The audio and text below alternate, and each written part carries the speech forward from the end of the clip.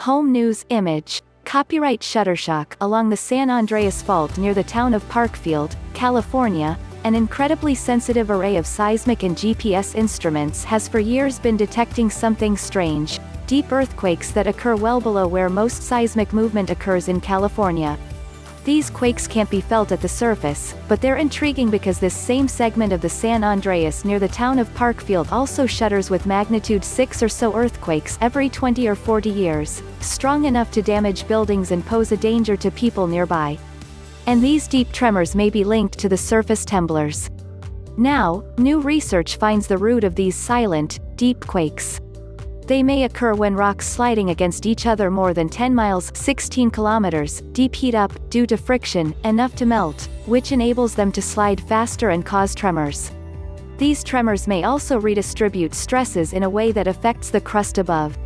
Related, photojournal. The gorgeous San Andreas Fault. There is a possibility that these tremors may play an important role for triggering larger earthquakes near the surface, said Sylvain Barbot, a geophysicist at the University of Southern California, who led the research.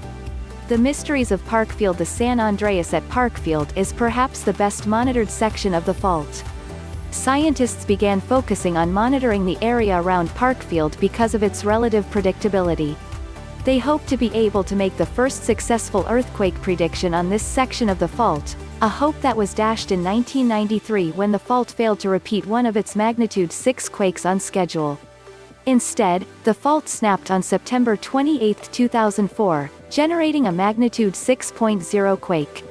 In 2004, researchers drilled into the fault zone to set seismometers 1.2 to 1.8 miles 2 to 3 kilometers deep to better detect the movements of the San Andreas.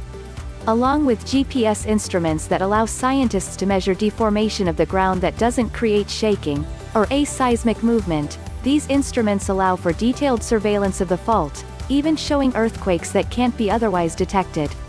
These tremors occur 10.5 miles 17 kilometers below the surface of Earth, more than a mile 2 kilometers deeper than seismic activity elsewhere in California.